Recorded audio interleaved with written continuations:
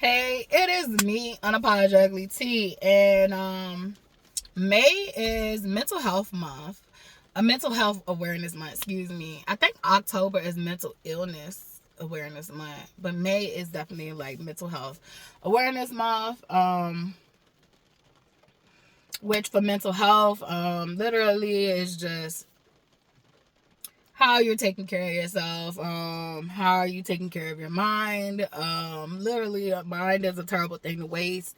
And because I'm a spiritual girly, I definitely wanted to have a talk with my spiritual people. I do believe that mental health and spirituality goes hand in hand, and I definitely mean that exactly with these diagnoses that you get. And so that's why I said I do think that mental illness awareness month is October, if I'm not mistaken, because I did I remember from my old job, we have a newsletter, and I did a little spiel on it and me experiencing my own mental illness. And I didn't get the opportunity to go into depth and be extreme with that writing because it was a workplace, which is fucked up because like everybody in that workplace probably was feeling fucking mentally ill.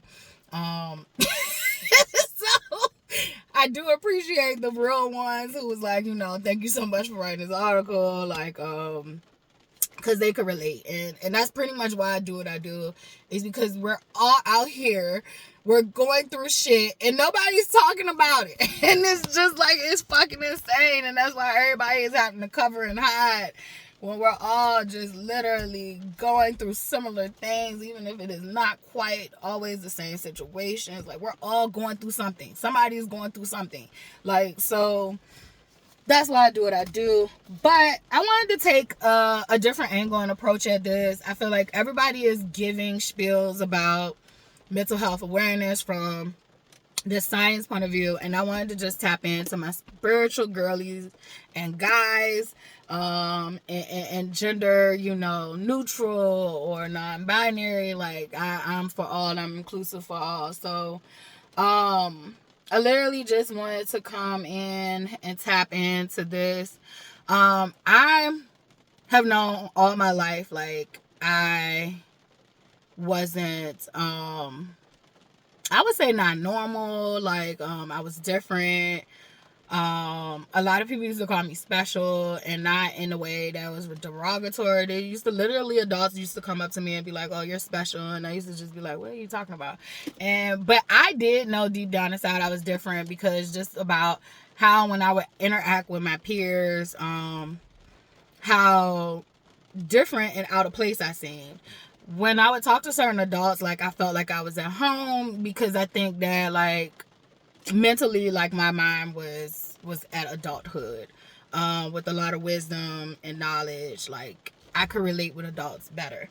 But I had certain gifts that I would talk to them about my mom, and she would think I was imagining things. It just was never validated at all. And so I was very highly sensitive, all that stuff.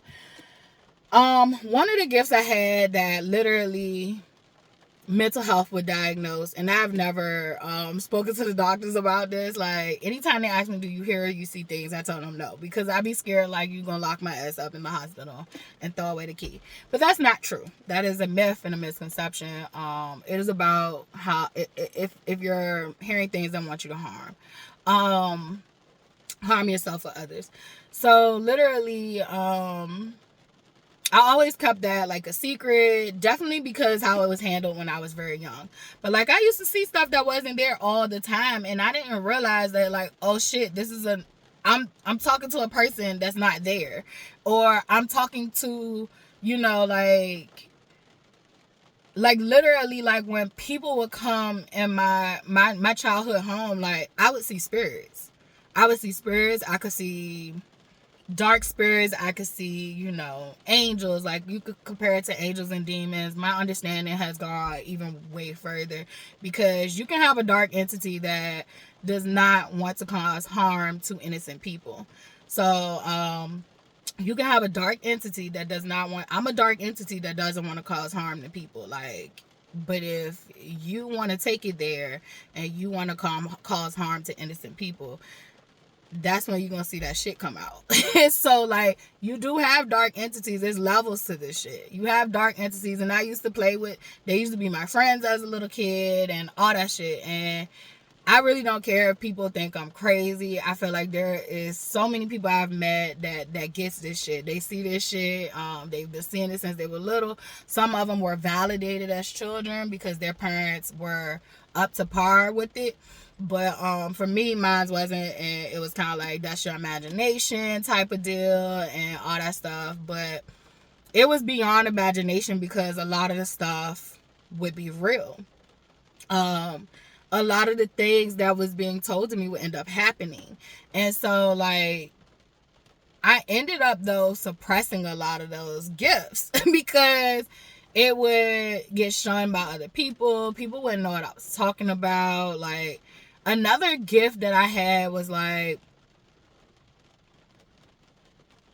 I feel like mingling with people higher consciousness. So like, mingling with people higher consciousness, with their ancestors and all that stuff as a child, and like not knowing, you know, thinking that the person I was talking to understood their gifts as well, and they wouldn't. And so like, a lot of times I would get shunned, and it'd be like, what are you talking about? Like, if I got a message or something and I was being told to tell them, like, it'd be like, what are you talking about? Or they were rejected. Now that I'm older and I'm practicing my gifts again and tapping back into my gifts again, literally, they left out and they ain't say shit. But that's why you gotta treat people the way they treat you.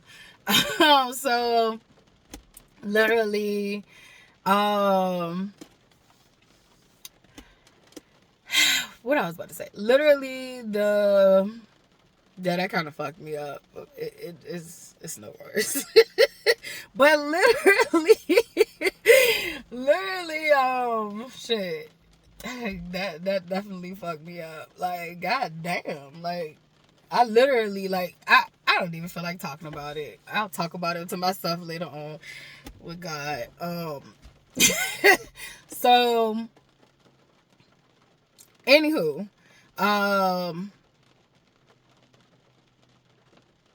what I was about to say, I was talking about like having these gifts, and because they weren't like well received, I learned to shun them and suppress them.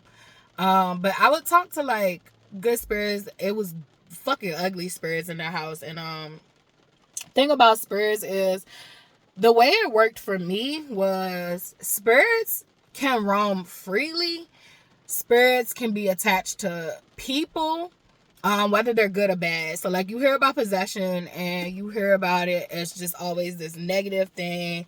One of the things I do feel like with possession is, you invite those things in, whether they're good or bad. Also, being weak, in a weakened state, like during grief, some type of hardship, being vulnerable, like, that is when lower vibing things tend to like, it's like smelling smell like a shark smelling blood and water. Like, so that's when they tend to gravitate towards you, when they know you're in a weakened state. So literally, spirits used to be attached to people, and also spirits can roam freely. So there are some spirits that are not attached to people and they literally roam freely. And sometimes people can drop off attachments at your fucking house.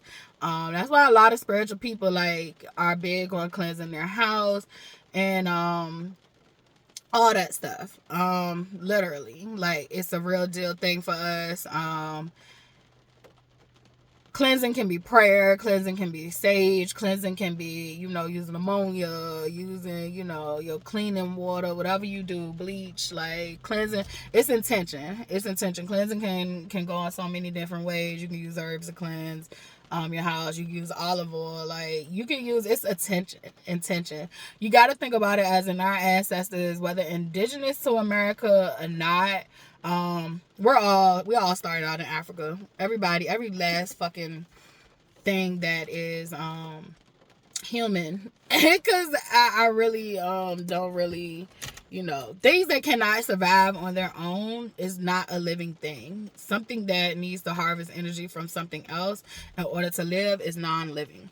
So I'm just dropping that in there. But humans started out in Africa, and literally we've dispersed, and so we all turned into be, different things, different tribes, different nations, but the origin is all the same. So literally what you see in different cultures and practices, the reason that there are similarities is because we're similar people. We started out in the same origin. I always like to think of like Darwin, even though Darwin stole that man's a lot of that man's knowledge. I need to look that black man name up, because the fact that I know Darwin's name and I don't know his is a crime. It is a crime to me as a black person. So I need to look him up so that when I talk about this, let me matter of fact, let me do this so we can know this man's name, because Darwin took credit for a lot of work, which I guess would be still stealing.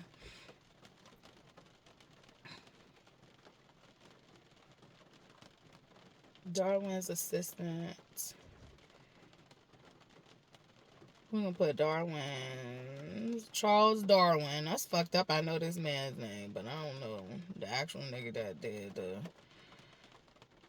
work.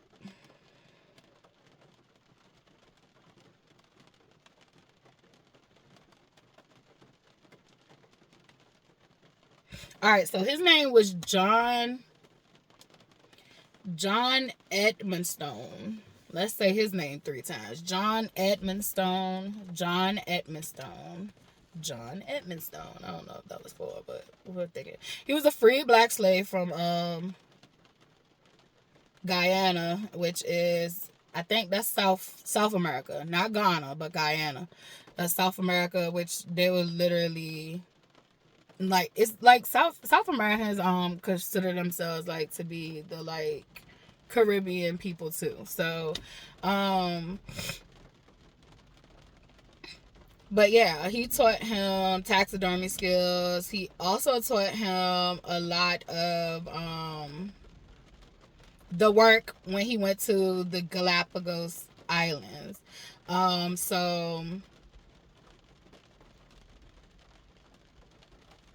So he was able to like preserve a lot of the creatures. A lot of this shit just was like John's work.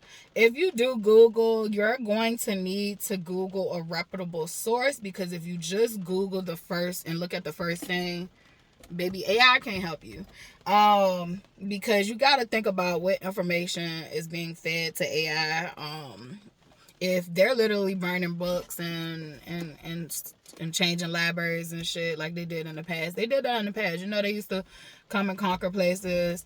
I think Timbuktu was one. Literally, the first thing they do is wipe out your information. Like, they literally burn fucking libraries. They've done this over and over throughout history. You burn our knowledge. You burn what we know. But the trick is on them. This shit is in our DNA. And so they can burn it all they want to. Once you learn to tap into yourself, you can free yourself and you can gain and find any knowledge you want to. It'll find you. I literally sit here and be thinking like, oh, I want to learn more about this. And I'll open my motherfucking phone up and I'll find stuff. Like, it's not even that I'll find it. I'll open my phone up and literally it'll find me. It'll find me. Like, but I'll be having these thoughts like, I want to learn this. And it ain't even got to be attached to the phone, because some people say, oh, that's the algorithm.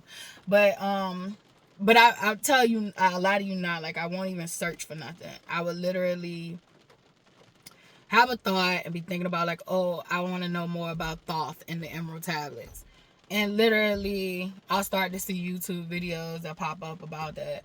Or I'll go outside. And interact with people, and I'll find somebody and they're talking the shit that I wanted to learn. So, like, literally, you can't get rid of knowledge. You can't get rid of what's real in this universe. Like, they can't do it. And they can only trick you into thinking that they can. And that's what we have going on. So back to you talking, that situation kind of threw me off. But literally, as an adult, I started to realize like what I'm seeing is real. It's just that I am tapped into different realms. And so like it is more about me having to know that I'm living here on earth. I'm here on earth right now. And I need to be present here, but I also have the ability to be here, there, and everywhere. And this spiritual realm and this physical realm go hand in hand. The spiritual realm and this physical realm go hand in hand. What happens in the spiritual will end up happening in the physical. It just sometimes takes time to catch up. Sometimes the physical world has to catch up with the spiritual world, and literally it's the same thing. As above, so below, so within, so without. Like literally, I'm not denying who I am anymore, just to make other people feel comfortable. Like I hear shit, I see shit, and when I say I see shit, sometimes I see actual physical beings that aren't here. And I used to see it so much as a child, but like I think like now that I'm getting a little more comfortable with my gifts, I'm learning to like not be afraid anymore. Like when I was younger, I wasn't afraid whatsoever. Even when I would see demons, like I grew up with demons, because people, contrary to what people think, is like these vessels are just vessels. And if you don't have control over your vessel, then you're sometimes letting other things ride your show. And I think that's what goes on with people with narcissistic personality disorder.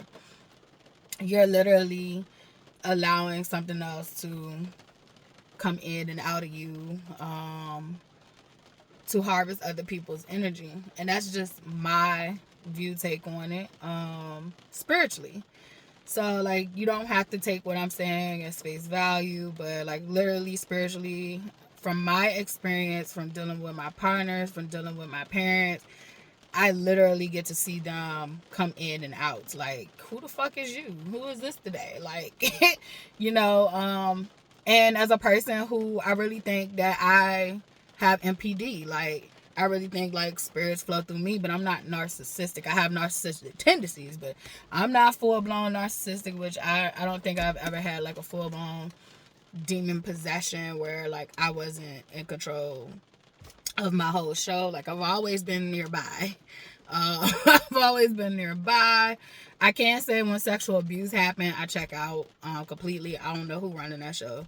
I check out completely, and I think that's why I suffer from the memory loss, because I don't want to be there. I don't want to know. I don't want to be there. Like, who wants to be there? That's some hard shit. So a lot of times when people are getting people to recall facts from sexual abuse, a lot of the reasons you get those minor details be off, like, because they weren't all there. Like, they weren't all there all the time. And then having to recall that shit is, like, literally re-traumatizing them. So, like, a lot of times, like, sexual assault victims suffer from memory loss. They don't remember the actual act, but they remember that it happened. They remember that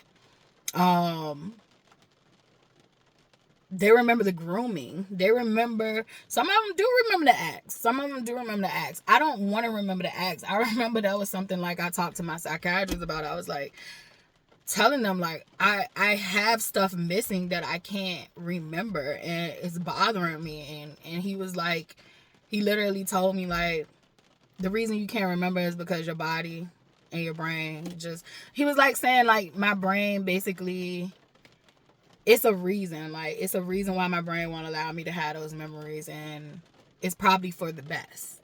And now that I've done this healing work and all that stuff, I wanted the memories so I could have proof. But I didn't need proof because I knew what happened to me. Like, if that makes sense. I knew what happened to me, so I didn't need the full memory. Who wants the full fucking memory of being raped? Like, no one wants that. And I think I'm going to take that as, thank you God, as a blessing and a gift.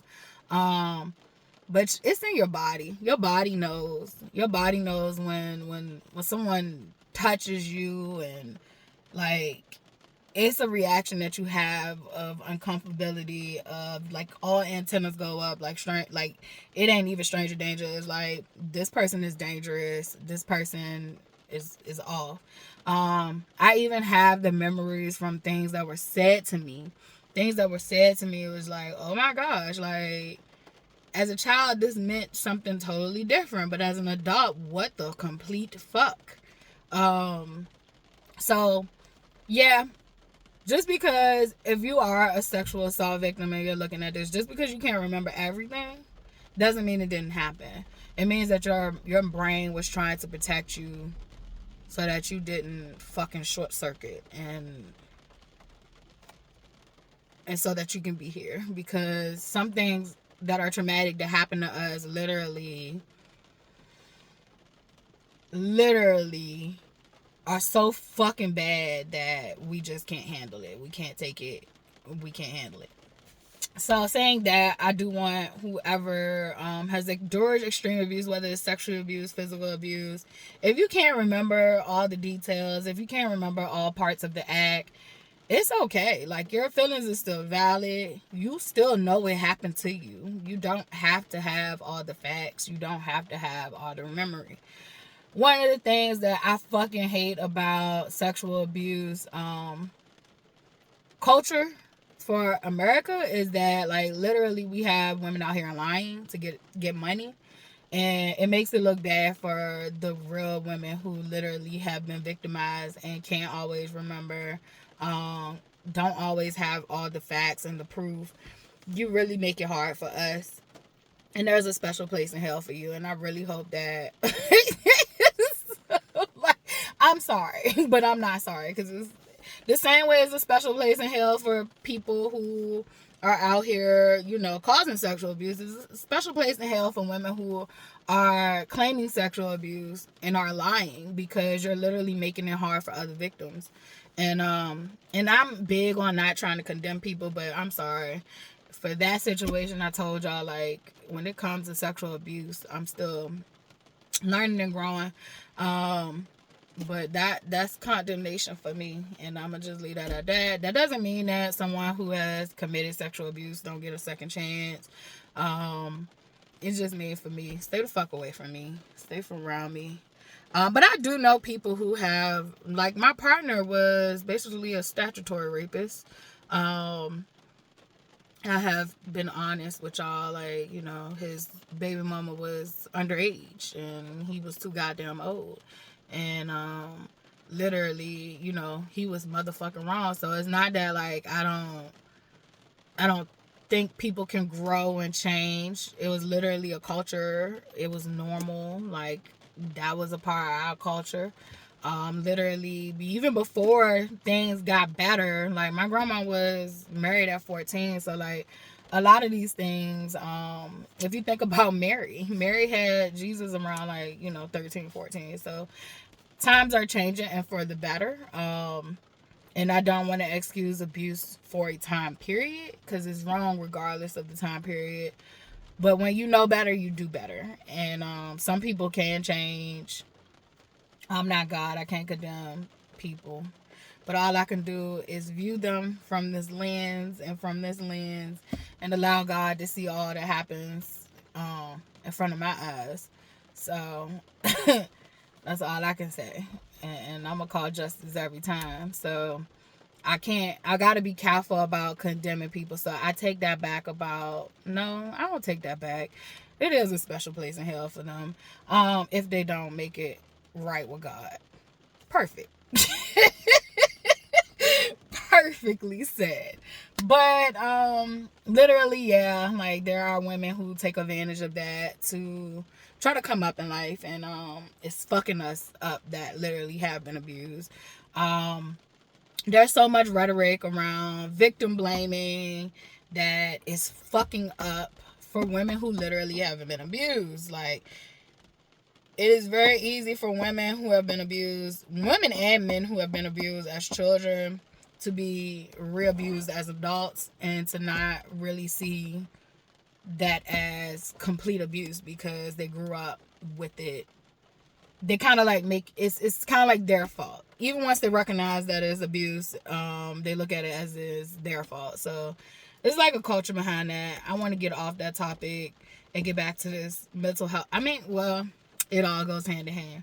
So literally, I don't know, like, one of my gifts is realizing that, like, I don't have to be afraid anymore. Like, I never was afraid of this stuff when I was very young. Like, I literally was very tapped in. If I wanted to know something, yes, I was a avid reader. However, I was avid in tapping into my own consciousness.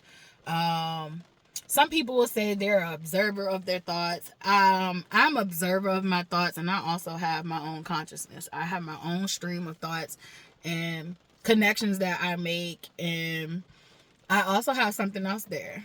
And I have multiple something else's there. Like, it's a whole goddamn squad. It's a team. Whatever I need, I can talk to, tap into, and I'm just tired of like hiding that shit and making myself feel like I'm the oddball just because I can say that, and just because I feel that, and just because I know that. I feel like if you claim to know God, but you don't hear God within you, you don't feel God within you, I'm a little concerned at this point. I feel like if you claim to know God, but you don't believe in miracles, you don't believe in how magical this world is. I know magic is a trigger word for some people. It's not for me. But like, if you don't believe in how miraculous, because miracles kind of look like what we would deem as magic. It's a phenomenon that's like, you can't really, I mean, you can explain it, but not really. So anyway, I'm off base. I'm getting caught up on words. But literally, life is miraculous. I've seen miracles happen all the time. I'm like, what? Like, really? Like, okay, all right. Thank you. Or like, thank you for letting me see this, experience this. Like, thank you for the blessing. Like, so I'm a walking miracle. I should be dead. I literally should be dead. Like, the things that happened to me as a small, I should be dead. And that ain't even all. Like, I haven't even told everything. Like, some shit I don't even remember. But the shit I do remember, I should be dead. I shouldn't even be alive right now. Like, I shouldn't be talking to y'all. Plenty of times I should be dead. And spiritually, I've died a million times. Like, spiritually, I've had spiritual deaths over and over again. But I feel like each time I come back, like, each time I come to, I come back wiser and stronger. So, like, I give thanks and praise for that too. But things like MPD, literally, I always tell y'all in these videos, like, I find somebody else to do that shit. If I don't like it, if I don't want to do it, that's dissociation. So something in me, whether it be a split of myself or a split of a whole nother personality, will take charge and help me.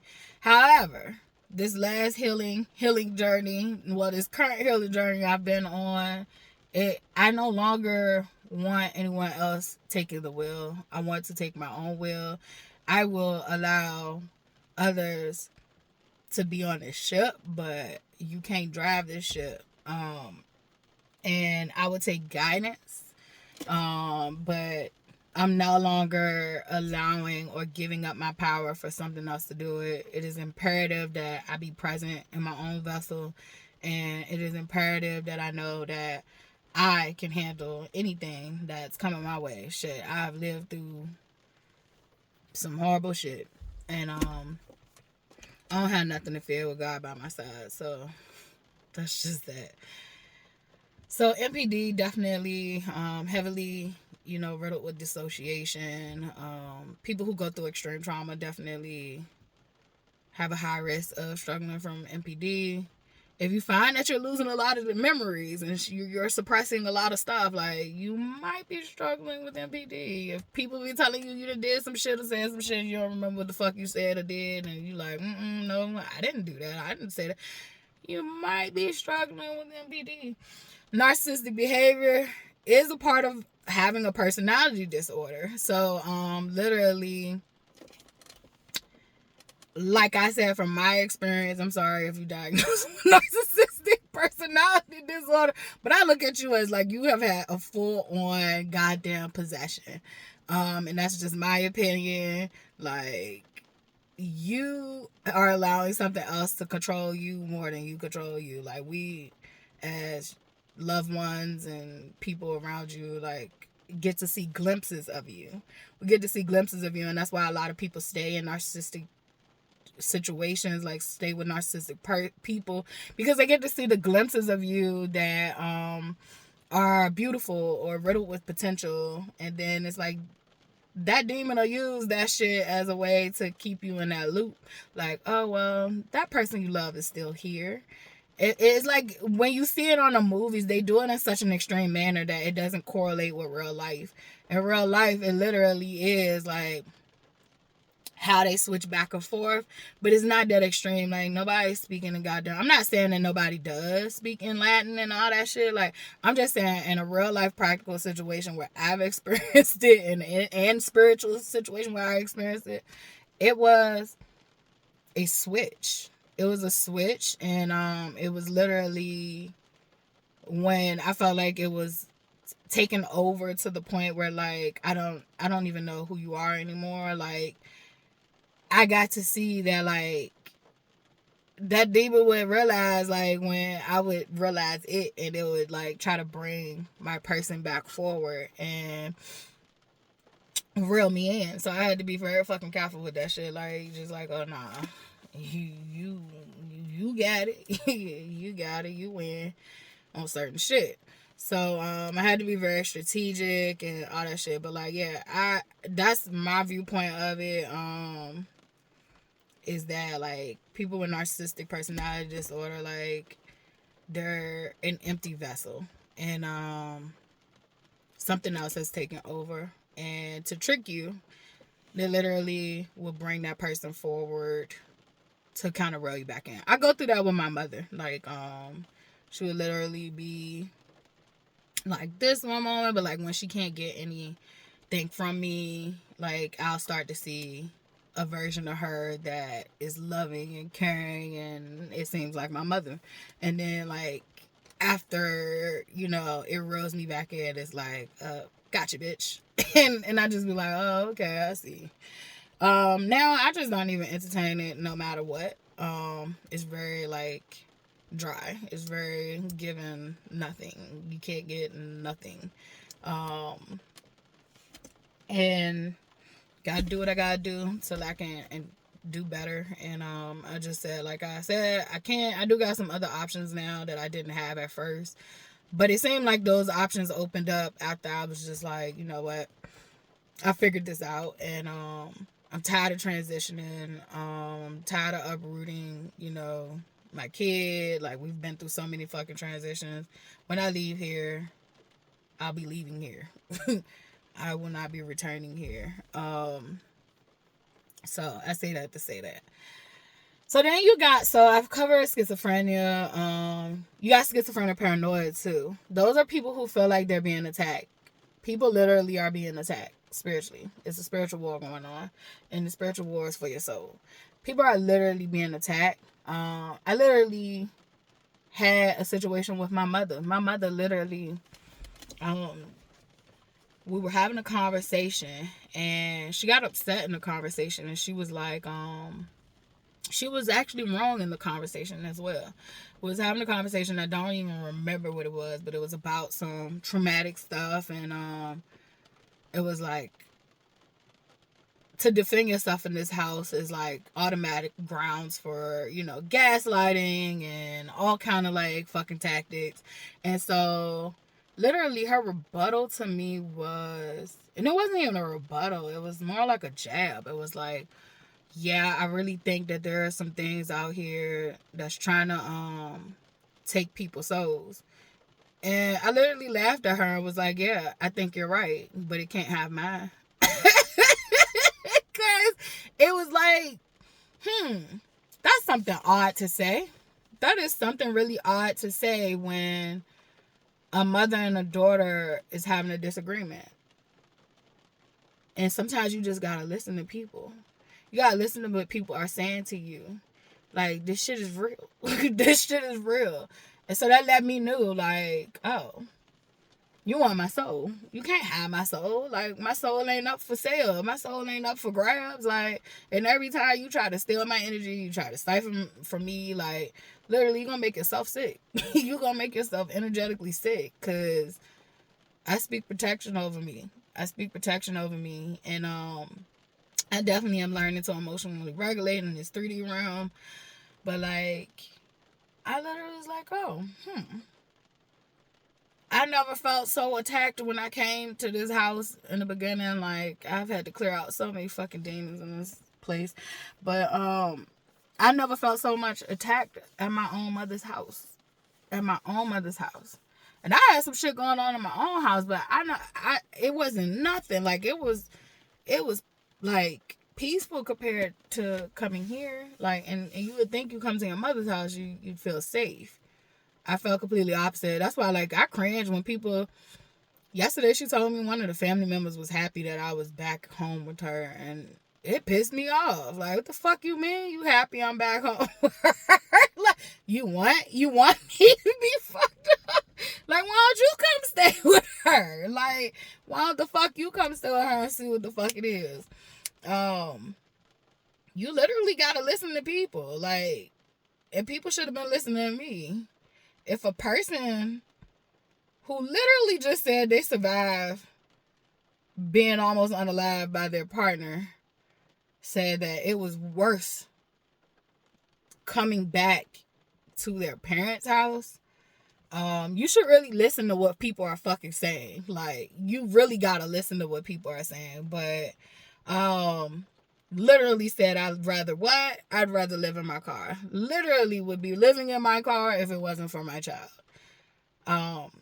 My decision to be here, my decision to not take another opportunity that I was given was because I'm tired of transitioning, but not as much. Like, my tired of transitioning is I'm tired of having to get her to readjust and regulate her. It's enough to regulate my own emotions, but then you have to regulate a teenager who is already fucking transitioning and transforming within themselves.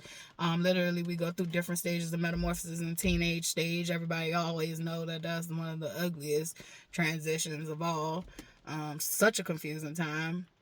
But I literally just not even feel like that. Like, I could deal with me. Like, it's just that I don't feel like having to deal with causing her more damage. Even though this is definitely psychologically damaging. Like, we just had a situation yesterday where I had to tell her, like, look, don't keep allowing her to upset you. Like, she knows that that's because she keeps picking with her about stuff. So, like, she knows that these are, like, weak points for you. So, she gonna keep fucking with you. You know, stand up for yourself. Say what you gotta say. But don't let that shit, you know, keep cycling you. Because she do it over and over again for a reason. She does it over and over again for a reason. And it's like, she can't get what she used to getting out of me, so now she's doing it to my child. And, like, I'm using this as a teachable moment for her. Like, literally, you know, she didn't want to move, and that's another thing. Like, we had an opportunity to move, and she kind of felt like, you know, like, she didn't want to transition again. So I kind of feel like I'm tired of transitioning. I really did want to get the fuck out of here when I first got here. I literally tried to get out of here, and I did have different opportunities and avenues, but, like, one of the opportunities, I literally could have moved out on my own, but my income's so shaky that, like, even if I do that, like, what if I, you know, can't make ends meet and I gotta fucking come back here? That would hurt me more than just being here. I'd rather just be here than to have to come back here, because I'd left before and I had to come back here, and that shit right there was almost soul sucking. I had to pray so fucking hard, and I had to do so much work after just going through that situation. So it's just like, now I'm at the point where, like, I was up for an opportunity, and I know it was a stable environment, and I'd be all right, but it's still kind of like, well, I'm a transition just to have to transition all over again when I get on my own feet and move out. Like, I could just do what I'm gonna do here. And I'm also teach my daughter how to sense this shit and pick up on her spiritual gifts, because she been spiritual since we was little. I mean, since she was born. Like, I remember, like, this shit. I ain't never told this story to nobody. I'm not gonna tell the story right now because that shit was embarrassing. But she been spiritually gifted. She been tapped in. Literally, I feel like once she got a certain age, we kind of tried to I don't know, like, get her to be more practical. Because she is, like, really far out there. But we did definitely, I would say, stunt her growth because she was naturally gifted, and we did try to get her to be more practical in a sense. And I think that has kind of pulled her away from tapping in with her gifts. But I noticed, like, she's getting back more in tune. I noticed that dealing with my mother is allowing her to see narcissistic behavior more clearly. However, she's been coming up here with this lady since she was a kid. So she always will come to me and be like, Mom, like, I already knew who she was anyway. Like, I knew who she was when you didn't know who she was. And I do feel like my daughter does. Like, she's very intelligent. Like, even when I was going through the things with, like, Dante, like, she was the one who kind of, like, was helping me wake up to, like, oh, this is what you're dealing with. Like, he's gaslighting you. Like, this is this and this is that. And so it's just trying to get her to be more stabilized with that, and trusting God, trusting this process. We all have different avenues and paths we can choose, and for me, it's just like I'm trying to pick the one that's gonna be best for my highest timeline, and I'm trying to pick the one that right now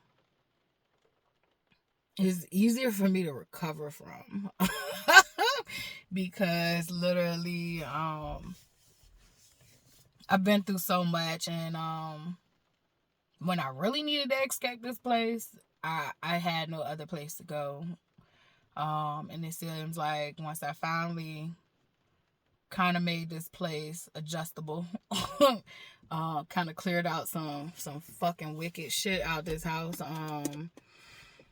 it literally seemed like I started getting bombarded with, like, different options and stuff like that, but nothing seems to have clicked for me where it is saying internally to go or to move. And I'm starting to just, like, honor that. Like, when you know, when you being told that to go, you go. And when you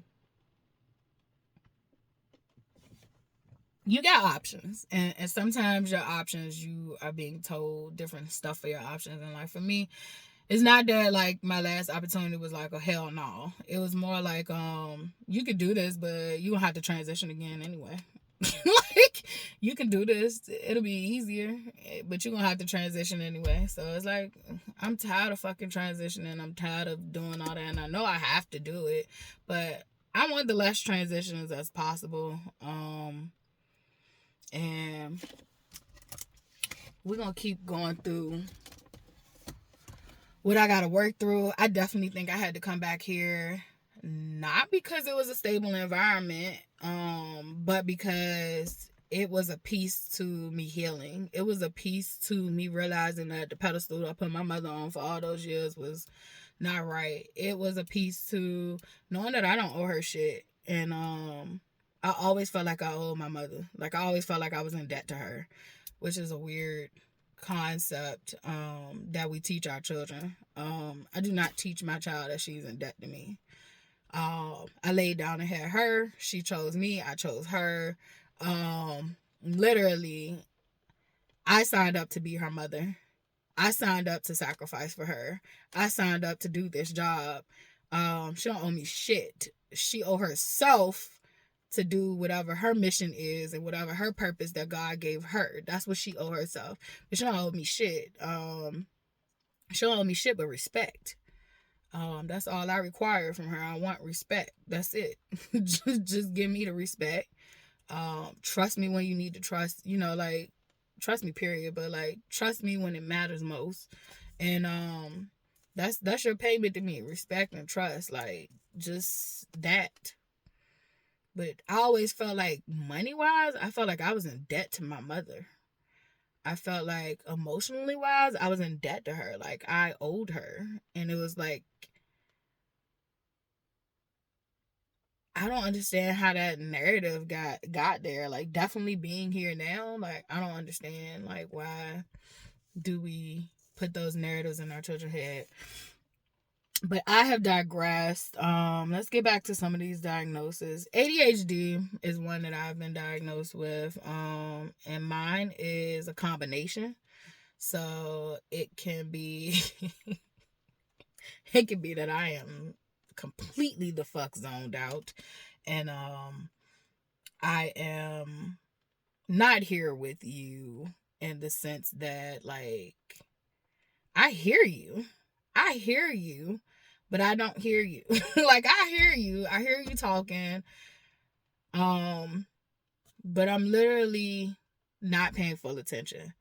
And then I could be very like I'm mostly very hyper. And I have to learn how to use that energy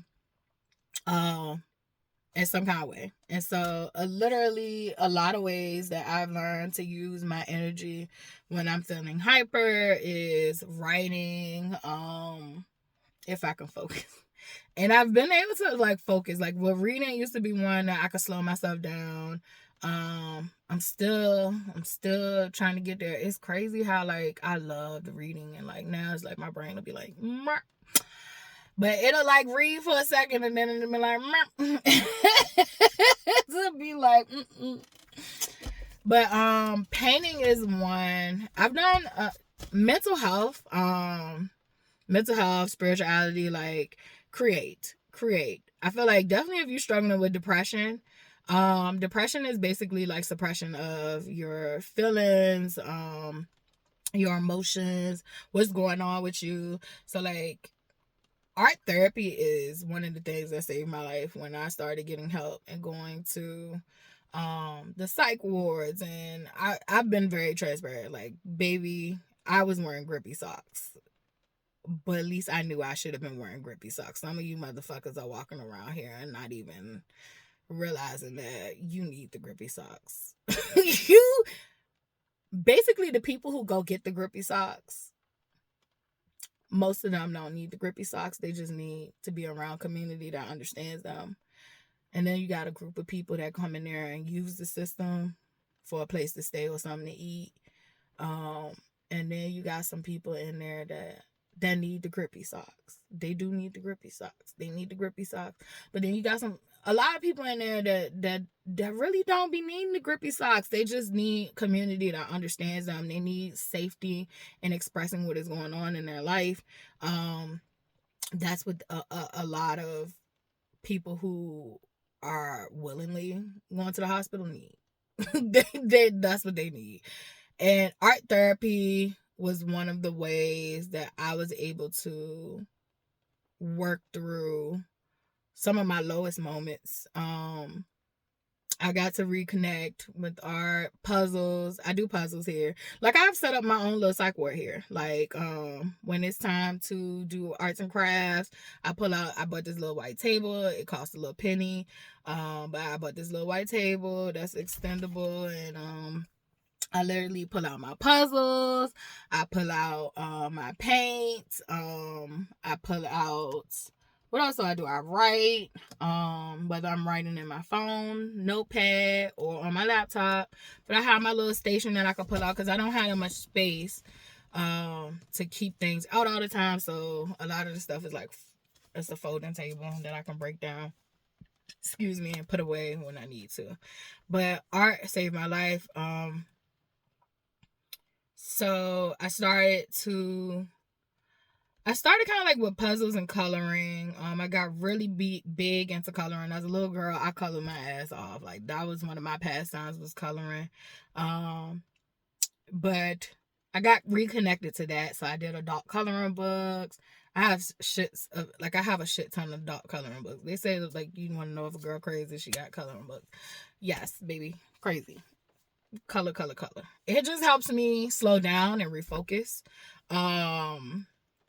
Definitely helped me slow down and refocus. So like ADHD, lots and lots of energy, lots, really really hyper. But I can also go the other way. Um, bipolar is a weird one. Definitely, if you look at the diagnosis, a lot of people think bipolar is about mood swings. That is just a symptom. Um, Bipolar is way bigger than fucking mood swings. Everybody have mood swings. Like, um, my understanding of bipolar disorder from a spiritual context is literally polar opposites. So you have these extremes. So one end of the spectrum is an extreme. The other end of the spectrum is an extreme. So if you think of a pole, North Pole, South Pole, North Pole is an extreme, South Pole is an extreme. You come down to this middle. This is where we want to be. But when you bipolar, you don't really be here. You don't be here right that much. You usually, that needle usually go this way, or it could go that way. And so a lot of times, like, people are diagnosed with like bipolar manic, and that's like bipolar 1. That one, I actually had a doctor diagnose me with that. Like, that's not even where I live at most of the time. It's like I literally live in a depressive state most of the time. And so like, and that was in the past. Like, once you start to regulate yourself, you realize like these diagnoses are not always permanent. We live in Western medicine where they make every fucking thing seem finite, and you're just stuck with this shit for the rest of your life. But it keeps a revolving door. And I'm gonna say this because some people need medicine. Some people are chemically imbalanced. Some people literally have found, the magic and miracle in medicine. If you are one of those people, look, do what works for you. Do not let nobody shame you. Do not let nobody, because you'll have people who are promoting holistic ways or say, well, you don't need medicine. And you have people who promote Western medicine or to say, oh, well, that spiritual shit ain't gonna work. Like, everybody has to normalize doing what works for you. This video really ain't for you. It can be for you, so let me not say that. Like, you can get chew the meat, spit out the bones. You can get something out of this, but I typically talk to those who are looking for holistic ways of balancing and managing their gifts, because I look at psych diagnosis as superpowers and gifts. So mine are my superpowers and my gifts. They're not a stain. They're not nothing I'm doomed with. Literally, you can figure out how to manage these things. So if you do need medicine to manage them, all power to you. Do what makes you function as the best version of you. For those who are looking for more holistic ways, bipolar disorder, like, how the fuck aren't we all this bipolar? Like, we literally live in an environment that is at extremes all the time. We literally watch people be unalived on our phones, on the TV. We literally watch as humanity is being slaughtered by certain laws and just all this. We're just living in complete and total fucking extreme grief. We are united in grief. Like, I was listening to Kendrick Lamar on fucking Mother's Day, and I'm just like, yes, we really are united in fucking grief. We are constantly at these extremes. We are rarely ever to just be able to like coast and flow in life. And once you change your environment, your mind, you got to change your mindset first. It starts with your mind first. You can change your environment all you want to. Like, you literally could seclude yourself, and if you don't change this, you'll still be tormented and living in these extremes. So once you change your mindset and your mind frame, you free yourself. Literally, when you clean up this internal stuff inside you, mentally, it is gonna manifest physically. It is gonna show physically. I've been going through so many metamorphoses and changes and healing processes, and like, I be seeing physical changes in me. When I am shedding old beliefs, like, I literally be seeing it in my skin. Like, I be saying, like, I have back acne and shoulder acne on my face, and like it literally, I'll start to see, like, even my skin will start to peel, and like, I'll just be like, what the fuck is this? Like, I'm shedding, and like literally, I be doing like spiritual work to like shed old beliefs and let go of old things, and like literally, I'll be physically seeing it manifest on the outside. But bipolar is one where you just need to manage not living in those fucked up extremes. You find your own peace and your own balance. You control your environment. You control your environment, your immediate environment, if that makes sense. You create the world you want. You create the world you want, and it starts with you. If you want a better world overall, you got to start with you, because you create the world that you want to see. And when you create the world you want to see, you'll gravitate towards more other people like that want to create the world they want to see. And a lot of us don't want to see this shit. A lot of us don't want to see the wicked shit that we got to see every day. But art therapy has been big for any of my diagnoses. Literally any of my diagnoses. I'm trying to think of what else. Anxiety. I think that's a spiritual attachment. Anything that got you feeling like you stuck in loops of fear or worry and you ain't acting, like, I think that's a spirit attachment. But they can give you medicine for it. For me, I do Reiki. I do Reiki on stuff like that. So, what other diagnoses are there that kind of like, everyone kind of experience or have heard of? PTSD. So PTSD, that was one created for like people who have went to war. They got complex PTSD for people who have went to war on their own land, in their own homes, with them own selves. Complex PTSD, oh my gosh. I've been dealing with that since I was little. I used to tell my parents, like, literally, I be having flashbacks of, like, what had happened and all that stuff. And, like, they'll literally tell me, I didn't know the word for it, but, like, they would tell me, like, oh, that's a flashback. And it was like, but I shouldn't be having this at this extreme, like, vivid, very vivid, hollering, screaming. Like, I was traumatized. When I was burned alive, I used to have fucking flashbacks. I used to have nightmares of being burned alive. And, literally, just remembering my own screams and all that stuff, like it traumatizing. Literally carried on through, because I never knew how to deal with it. But it's like I learned with that spiritually, like, you're being called to like face your fears, face what had happened. Like, the more you try to run from it, the more it's going to come back, and the more it's going to come back, and the more it's going to come back until you crash out or until you face your fears. The more you start to face your fears, the more you realize that it can't hurt you anymore. It can't hurt you anymore. The more that you're less likely to put yourself in a similar situation. So, face your fears. If you're dealing with complex PTSD, deal with your feelings, deal with your thoughts that come up, sit with them, get used to them. Don't run away from them. They're there for a reason. So sit with them. It's a lot of different other aspects of it, and as I said, I have used a combination of both mental health. I learned so much shit from mental health. They literally teach you coping skills that literally are tied to what I find working spiritually.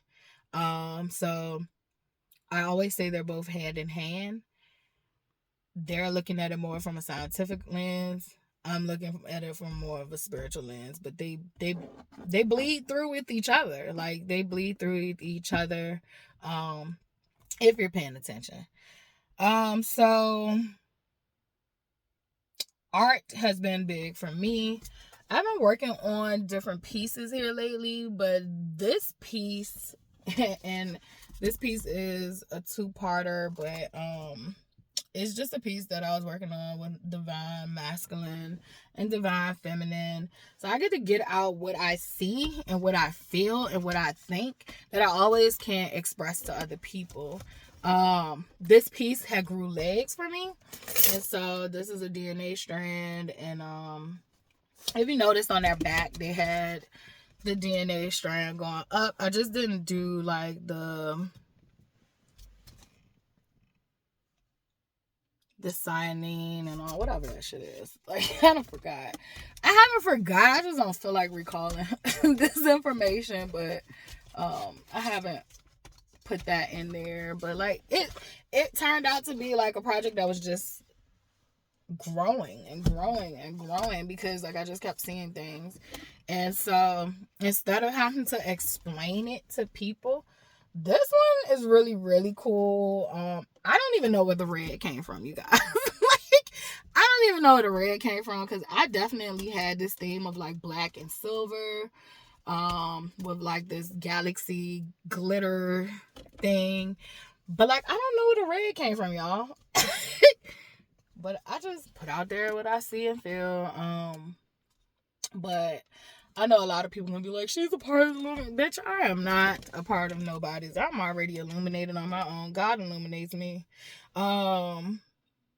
And a lot of this shit is stolen from, you know, our ancient cultures. Like, a lot of the information that you say is the Illuminati and these secretive societies, your secretive societies exist. They really do exist.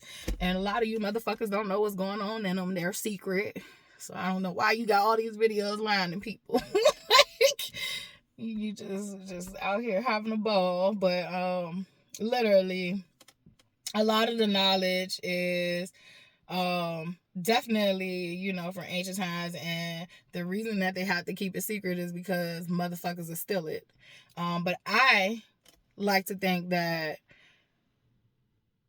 knowledge finds who it wants to find. And when I go into meditation, when I go into deep thought, when I'm just walking around, knowledge finds me. And something I have been seeing is keys unlocking DNA. These are locks, and they're unlocked because we're reclaiming back everything that was stolen from us. We're unlocking our DNA and literally knowing what we need to know. You got the moon, the sun. The sun is a star, y'all know that, right? I didn't draw a circle star. I know it is circle when we see it, but you know the sun is a star, so I just drew a star. I was being different. The all-seeing eye. For me, the all-seeing eye is God. Illuminate that. Y'all worship that money. Y'all spend that money, and that goddamn iron pyramid is on it. But it's a problem when somebody else fucking draw it. But yeah, I left definitely I saw like pyramid up and down, but that's definitely my belief, as above, so below. But yeah. And I've talked about it in a previous video. Like, the pyramid to me is not this hierarchy 1% shit for me. For me, the pyramid represents an energy portal. Energy, you can say harvesting energy, but like an energy portal. Definitely. But God sees all, and there's an unlocking happening. I was very strategic about how many keys I made. Couldn't put all the keys on there, so I had to be symbolic. Literally, things are changing and things are shifting, but my art is allowing me to express myself. And in my art, just because what I explain it as, I can't even explain everything that I literally think and feel when I make this art. So I just can give you like my surface level explanation, but like it's deeper than what I've given you. Like, it's deeper than that. I'm just drawing what I see. This is another one. Literally, we got the all-seeing eye again. But we also have eyes in the palm of the hands. Literally, I did this because of Reiki. But this is like energy flowing out. But it also reminded me of like what? Flying saucers too. So these are the DNA strands. being synthesized and pulled apart. So you already had a breaking of the DNA. Like if you notice in the other one, like my DNA strands were together. This one is starting to break. This one is literally already being pulled apart and synthesized, analyzed. But yeah, so we got the all-seeing eye still, but we got healing hands. We got them healing hands. And so I don't know, like I'm big on chakras, and I first started out learning that there were 7 chakras. Then I learned when I took Reiki there were 12. And then I learned in Reiki that like there were theories that we had chakras all over our body, and that's what I believe. Like I believe there are I believe there's more than what man can even realize as far as like portals of energy that flows through us. I definitely know in these hands there is a energy source that is healing, that is powerful, that flows through me. I can feel it when I heal myself. I feel the energy exchange when I'm healing others. Like literally my body temperature changes. So I can get really hot in certain areas. So like my hands get like literally really hot.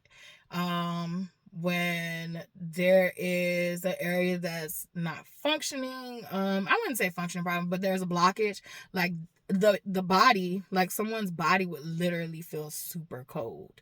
And that's like a sign that like there's a blockage, something's going on in that area. So literally my body temperature also will fluctuate depending on the person and their areas of their body. So like just being aware that like we got chakras on all different levels of this. I think we just focus on our core alignment. But you got chakras that flow through, and that's kind of like why I have like these, oh, that's the DNA strand. But I have like these dots on them because I'm just representing that there are more than just these 7 chakras. Some people believe in 12. I believe that there is so many that aren't even known to man, fully known to man. But yeah, art has really saved my life. So I love painting. I love spoken words. I love writing. I write every day. So I would say like writing is probably like one of my natural gifts. I just love writing. Like it just comes to me. Like I literally will be in bed and like an idea will come to me. I could be talking to somebody and they'll say some shit and an idea will come to me. Like it just flows. And so I thank God for that gift. That's really something like I love to do. It's natural.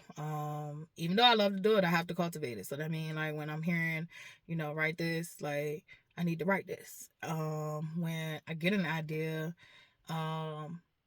just practicing doing shit different ways, like writing different topics. Like one of the things that I said when I first started, like a lot of my poetry used to be dark, and like now I'm just starting to feel like this overwhelming amount of love that I want to write about. And I've been writing about love even while I've been feeling angry. It's been funny because I'm like, I feel fucking angry, but I keep writing about all this love and shit.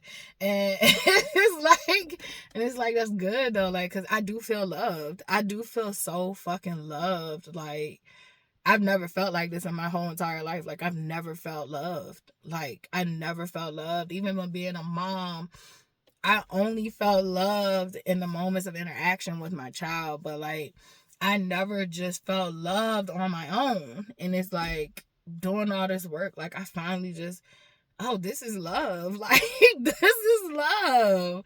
And it's been affording me to be able to like write love stuff. I'm big on twin flame. And so like I've been writing a lot of twin flame like love stuff, and it's just like, where is this shit coming from? But then I don't even question it because this is like let it flow, let it do what it do. It's so much passion that like flows through me when I'm writing this. Like I just be feeling like the fucking love, and I be like, oh my gosh, this feels so good. And I feel like that too. And when I'm just being, I never had that. Like I never had that. And some people might be like, oh my gosh, like I'm sad to hear that, but like I never had that. But like I just felt loved on my own. and Thank God. Thank God. I deserve it. I fucking deserve that. Like, I deserve that. So this video is about mental health. It is about how mental health and spirituality like correlates. This video has taken so many turns. Another way that I deal with my spirituality and my mental health is outside. Go fucking sit outside. I know it's so hard. Oh my God. My daughter was joking with me the other day because I told her, like, oh, you slept most of the day. And she was like, I know you not talking. And it was like shots fired. And I was like, yeah, I think I am talking. I should be the one to know, right? So she had just made this joke about like shit, because that's what I said. I said I didn't even know it was physically like humanly possible for someone to sleep that long all day, like, but she wasn't feeling good, so she was like, "You're the one that's talking." She was like, I used to wonder, like, was you gonna get up and pee? And I was like, yeah, you got a point, but I wasn't there, so I wouldn't have known. I wouldn't have been able to see how long I was sleeping. And so it was just a joke about, some trauma we had experienced from me being deeply fucking depressed, like deeply depressed. Like I would literally do a 24-hour shift in bed, like literally, like she wasn't joking. She would literally have to come and tell me, like, you get up and go use the bathroom, or like, here mom, here's something to eat. And so when I be telling y'all I have guilt from that, my part of my parenting when I was dealing with like extreme mental health, like debilitating. It was debilitating. I didn't want to go outside sometimes. Literally. I did not want to get out of bed. To try to pull me out of bed was you was the enemy. Cause who the fuck want to face life? Like, and it got that bad. And I'm a go-getter. I'm a person that I'm not sitting around. I'm doing something. Even if I'm at home, like, cause I'm not a go-getter to the point where like I don't like to be at home. Like I like a combination. Like I like to be in the streets and I like to be at home. Home is peace to me. Home is my sanctuary. So I always try to make home homey. But I'm doing something. So like I show you, like I'm creating something. I'm doing something. I'm always doing something. But like it got to a point in my life where like I couldn't do anything. And there is a spiritual warfare out here, and we gotta start talking about this shit so other people can feel comfortable about what they're experiencing and what they're seeing and what they're hearing and what they're going through. You literally, for me, God was with me this whole step of the way. Like I literally would pray to God all the time. But like I said, when I was going through these things, I was praying about my job. Like before I got in a car accident, I hated that fucking place. And most of all, I hated the principal. I hated the principal that I worked for. She was so fucked up towards me as a new teacher. She had favoritism. She did not give me the support I needed as a new teacher. She didn't even know how to properly teach the subject I was teaching, because she had taught science in a private school. So she didn't even have experience dealing with like, the kids, the demographic of kids she was principaling, like administrating over, like, it just was an odd, fucked up situation. And everything I had been taught in school was not being reflected in my environment. And so as a new teacher, I went through hell. I literally am a person where when I come into a job, if I can't do the job the way that I feel like it should be done, it starts to eat away at me internally. And that's what was happening there. Like I started having nightmares about coming to that job. Me and her I almost went Tifa on her ass one time because of the way she talked to me. She told me I couldn't read and my kids couldn't read, when my kids was the ones that actually passed the fucking SOLs. But the people she favored, their kids didn't. And I was actually a new teacher, and she gave me a hard time, and I had a lack of resources. Literally. So Literally, I hated that job. I used to pray. My mama used to be like, go there, help who you can. And I'm like, we're talking about kids though. Cause she already knew. Like, she knew when I was in school, like, she knew who I was. She was like, Latifah, you like to save everybody. Like, you can't save everybody. You're gonna have to go in there and do a job. And she was used to that from nursing. Like, she knew. And when she went to nursing school, they told them the same shit. They told them, like, you gotta go in there, you gotta do what you can do, and you gotta get out.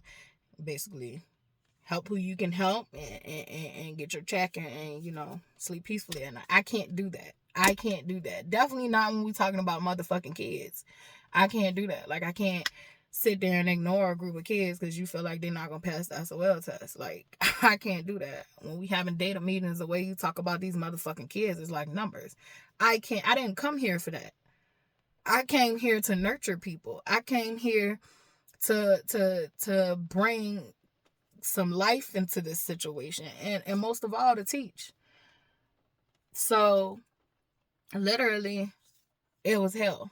And I used to pray. My mama used to be like, you just gotta rough it out. You knew all that stuff. And I'm just like, you don't see what's going on in here. There's no critical thinking. There's just teaching to a test. It was atrocious. The energy in there was fucking horrible. Like, the adults were stressed out, which trickles down to the kids. You putting so much pressure on this one fucking test at the end of the year. You're not looking at the growth and the progress of, I got a fucking kid who is in 4th grade who can't read they barely reading on a 1st grade reading level. Talking about a 4th grade reading level. They're on a 1st grade reading level. Yeah, they're not gonna pass that test, but should I just teach them on a 4th grade reading level when they don't fucking understand the shit? So, like, I literally had to improvise, and I had to, like, go by certain kids' materials that was on their grade level, because not all the kids was on the same grade level. So, like, one little boy, he was doing 1st grade reading stuff to get to 2nd grade. And if he was to get to 2nd grade that year, I was satisfied.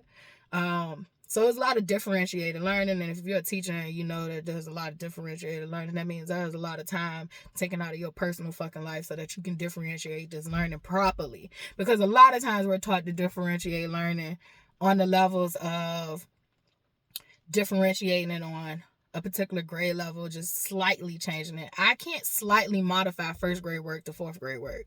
I can't, and he's not gonna get it. She's not gonna get it if I do that. So, like, I just couldn't get with that program, and I wasn't gonna get with that program. So I used to pray day in and day out to leave. And I finally got the opportunity. Like, God said, well, if you ain't gonna pull yourself out of it, because I just didn't know what else. I was like, oh my gosh, well, like, I gotta pay my bills, I gotta pay my rent. And I was like, well, if you don't know how to do it, I'll sit your ass down. And I got in a car accident, and my life just changed. My life changed from that moment on. Thank God. You don't always see what's happening and why it's happening and how it's happening when it's going on. But, like, everything in my life has happened for a reason. It has happened for a freaking reason. When you're going through it, acknowledge your feelings. Feel what the fuck you're feeling. But when you get to a certain point, you realize that everything's happening for a reason. It doesn't mean that you don't have feelings of this or that towards other people. No one's asking for people to be perfect. I know the fuck I'm not. And I know bet nobody expect me to be perfect. Yes, the fuck I do have ill will feelings towards people who have hurt me. And yes, I am asking God to help me not have them. But the shit that was done to me, I'd be fucking crazy if I didn't have them. Like, that's why I was nutted up. Because I wasn't feeling what the fuck I should have been feeling for these people. And so I got 30-some years of backed up feelings, and I'm going to feel them. And I'm going to allow God to take them when I no longer need them. So use discernment with this stuff. But also know that everything is working out for you. It's not happening to you, it's happening for you. And I said this in the very beginning. I always known this shit. I've always known how life worked. I've always known it, but sometimes you lose focus. Sometimes you veer off your path. Sometimes you got to work through your feelings and return to what you know. But I always knew what I knew. And it's just like I had to learn how to learn some new things, like emotional regulation. emotional regulation has fucked me up so much because I just didn't know how to emotionally regulate. My mom didn't know how to emotionally regulate, so she couldn't teach me, an emotional fucking creature, a very highly sensitive child, how to emotionally how to regulate my emotions. That is my superpower. My emotions is my gifts. Like, she didn't teach me how to regulate my emotions. I didn't even know how to identify anything past happy, angry, sad. Happy, angry, sad. Happy, angry, sad. And sometimes fear. And then the fear wouldn't even register sometimes. So I'd end up in certain situations. So, because, I got used to being around fucked up situations. Like, sometimes fear wouldn't register. Fear would be like, oh, this seems familiar. Probably not gonna end good, but it's familiar. So I don't know. This video is all over the place, but I just I wanted to share that, like, you got different diagnoses that are out here, and you make sense of your diagnosis the best way you can. If you are being led to go to a medical professional, don't let nobody tell you that, you don't need to do that, and that, you can pray to God. Because sometimes when you're praying to God, God is leading you there. God led me there. God led me there. I was like in the middle of hearing shit that told me to take myself out. And God said, get help. God said, like, get help. I just looked at myself in the mirror. I was like, I don't even know who you are. Like, let's go get some help. Let's go get some help.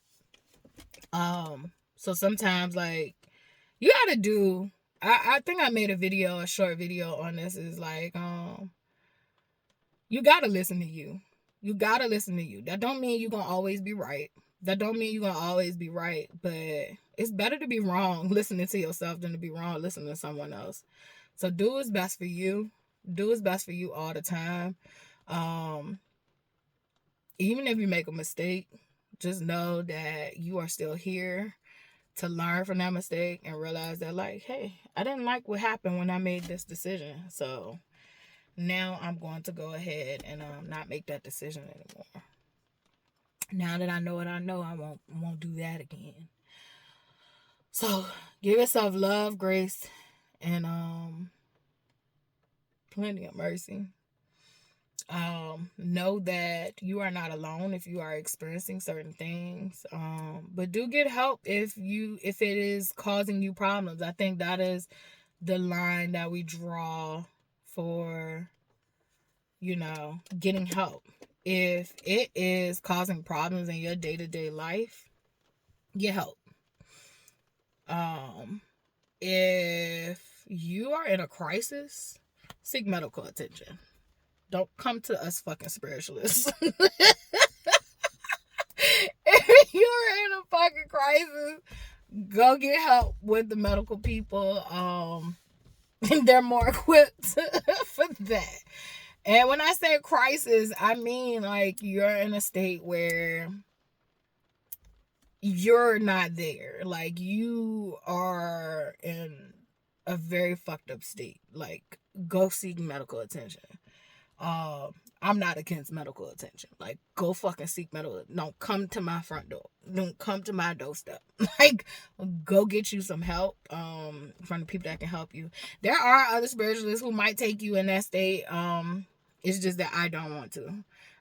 Because I know me. I knew me when I was in those states. Like, there's not much another human being can do for me right now. I just need a reset.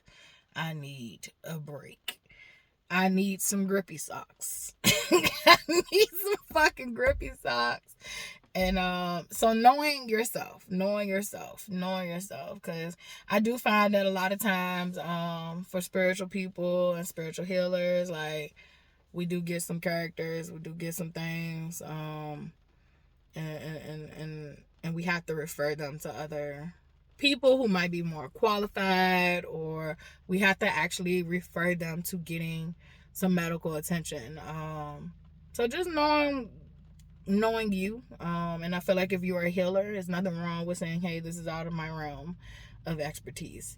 So I always like to say, crisis, go to the hospital. If it's an emergency situation, go to the hospital. Psychosis is one I didn't talk about. Literally, these realms are literally, the more you tap in, these realms are thin. There's more than one realm, and literally, psychosis is, for me, psychosis is being tapped into other realms, and you're literally having these experiences that no one else understands but you. And it's okay. It's okay. I definitely feel I have had, I think I've had a form of psychosis before, where I was making all these connections and all these things were connecting for me, and it was just because, like, I was dealing with different realms, and being in this physical state, being in those different realms, sometimes shit don't make sense for this physical world. And so some people don't fully snap back and come back from that. So when they experience psychosis, they don't fully snap back, or they're not fully able to, like, differentiate them having an experience that might not be aligned with the realm that they're living in. And that's just how I see it. I don't even know if I'm explaining it properly, but everybody experiences things differently too. Let's normalize that. But for me, yeah, I was making all kind of connections and dealing with things like, but like I experienced telepathy too a lot. Like I talk to, like I said that in the past, like I talk to people's higher consciousness. So like I can communicate with someone who's tapped into their own highest consciousness. It'll be a direct line. So like if you're tapped into your own higher consciousness, me and you can have a direct line to each other. But if you're like not, then I'm talking to your higher consciousness, and maybe it'll relate, and maybe a message will be sent, later on, when you're ready for it or when you need it, and vice versa for me. So like the same can happen for me. But telepathy is a big one that can happen. And we can talk about like people hearing voices and all that stuff. Like telepathy is a one. But telepathy can be body language, communication that's nonverbal, with being in person. Energies speak for themselves. Like literally, I can read energy. You don't have to say shit to me. I can read energy. I can read your intentions and feel you in energy. I don't even have to be in person with you. There are certain instances where energy is so powerful and strong. I can be online and feel your energy. So, and if we think about online, all that is to me, I view online as a stream of consciousness. Like it is a stream of energies, allowing us to connect worldwide. And so anything man creates, the human body already does. We've just been tricked out of our power. We've been tricked out of our power and our knowledge. And it is very important that we remember how powerful we are. When you think of a radio, radios literally represent frequencies and how we hear things. Our ears already do that. Our ears already pick up sound waves. When you think of a computer, like a computer is the human brain. So anything man creates, the Wi-Fi, we could communicate that way. Telekinesis is real too. Moving things with energy, moving objects with energy. Literally, all that shit is real. ESP is all real. It's just that we've been tricked out of our magic. We've been tricked out of our power. We've been tricked out of our gifts. And we've been made to look at it as negative. A lot of the mental health disorders that are negative, that Black people are experiencing, and that also white people, brown people, yellow people, purple, green, whatever you fucking associate with, we're experiencing it due to colonization, the effects of colonization and white supremacy. How can you be expressive in a world that is constantly trying to suppress you? it's only normal that you are depressed. Like, it's actually not abnormal that you're depressed. Like, the people that are depressed, I feel like, are the ones that are most tapped in. They are the ones who realize, like, this shit is wrong. This shit is wrong.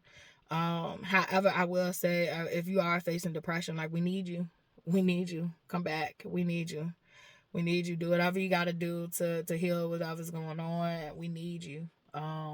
We need you more than ever. So, literally, we're fighting a spiritual war.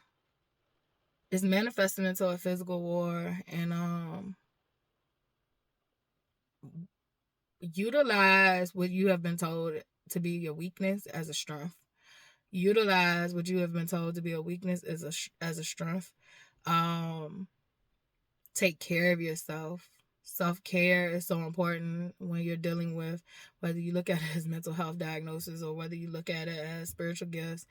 You have to take care of yourself. You have to take care of your gifts. You have to nurture your gifts. You have to manage your gifts. You have to realize how to utilize your gifts for the greatest good, for yourself and for this world. So I'm going to end there because I need to go eat and take care of myself. So, all right, I'm gone, y'all.